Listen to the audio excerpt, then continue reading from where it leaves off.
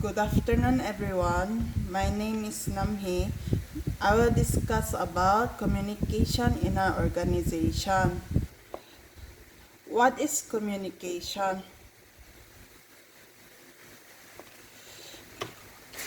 Communication is any act by which one person gives to or receives from another person information about that person's needs, desires, perceptions, knowledge, or affective states.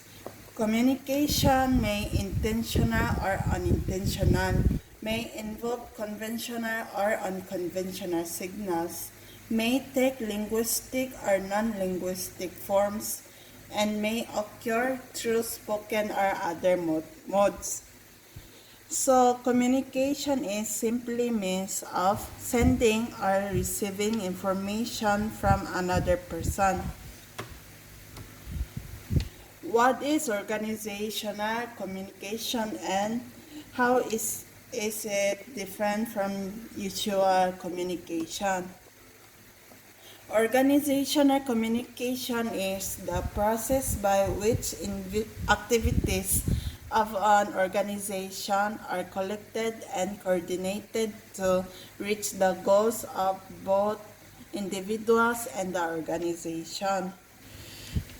In simple terms, it is the information flow that happens in an organization, but the flow of information has got a structure, direction, and process.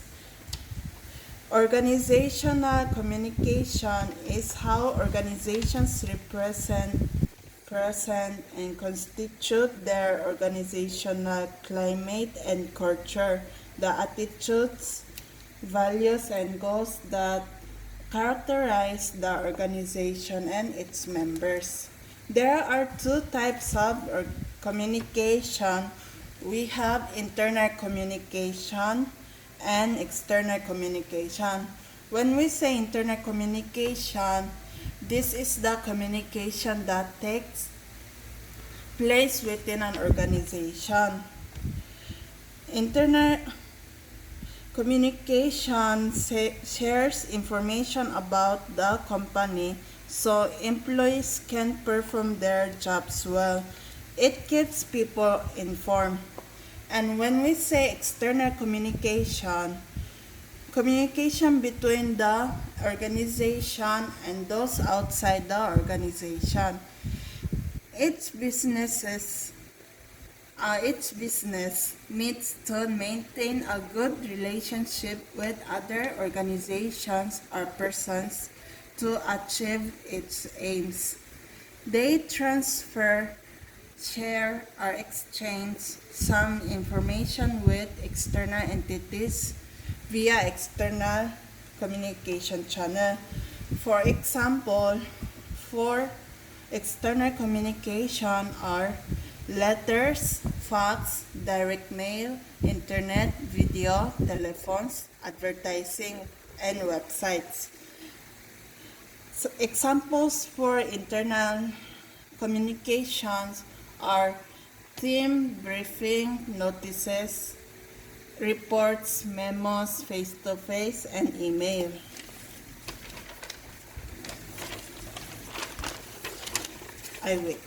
External communication strategy can be broadly classified as the formal and informal conveyance of information. For formal business communication is the first step to create an excellent corporate image for a company. It includes communications like memos, formal letters, presentations, and reports. For informal business communication, this communication is indirect and approached by an organization or firm. Examples are gossips, grapevine talks, chit-chats. Internal communication can be characterized as horizontal communication and vertical communication or diagonal communication. For horizontal communication, it involves the exchange of information across departments at the same level in our organization. The purpose of horizontal communication is to request, support, or coordinate activities. People at the same level in the organization can work together to work on problems or issues in an informal and as needed basis. Examples are when the manager of the production department can work with the purchasing manager to accelerate or delay the shipment of materials. The finance manager and the inventory managers can be looped in so that the organization can achieve the maximum benefit from the coordination.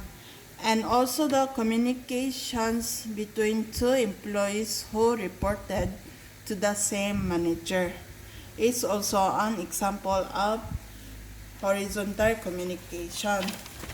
For vertical communication, it occurs between hierarchical position persons and can involve both upward communication and downward communication. For upward communication, the processes whereby the ideas, feelings, and perceptions of lower level employee are communication to those at higher levels in the organization. Functions, it provides management with needed information for decision making.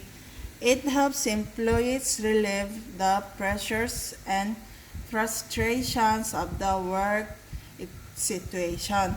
It enhances employees' sense of participation in the enterprise.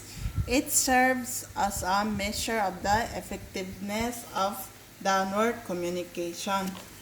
For downward communication, such communication is initiated by the organization's upper management and then filters downward through the chain of command. People are limited as to the amount of information they can effectively absorb and react to. Therefore, management must of necessity restrict what it communicates to subordinates. Organization implies some restriction of communication. Without restrictions on communication, any organizational member could be buried under the avalanche of incoming messages from all the other members.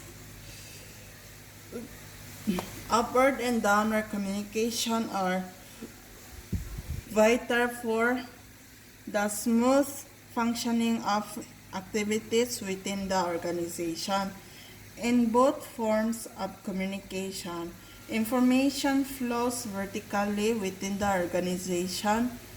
The most significant and the main difference between the two forms is that in upward communication, messages are sent from subordinates to superiors, and in downward communication, messages are sent from superiors to subordinates.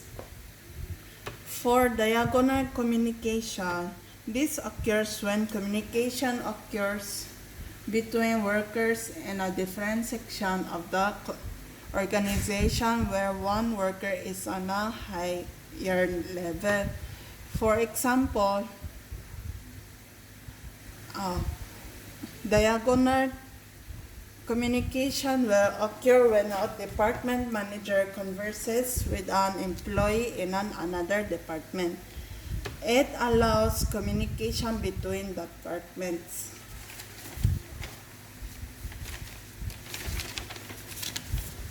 Definitely, internet communication exchanges information in different manners, such as vertical, downward, upward, horizontal, and diagonal within the organization. It enables employees to know their jobs and responsibilities. It is also used for developing a clear sense of mission and vision within the organization. Managers use it for employee engagement to inform employees and communicate with human resources. What are the importance and advantages of communication in an organization? It actually help individuals to understand and pursue organizational objectives, cover every management function. Organizational culture depends on co-communications, improve both organizational and individual performance. Better the communication, better the performance. An effective and efficient communication system requires managerial proficiency in delivering and receiving messages.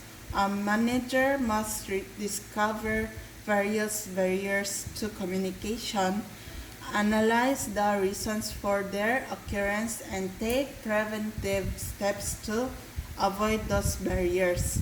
Thus, the primary responsibility of a manager is to develop and maintain an effective communication system in the organization.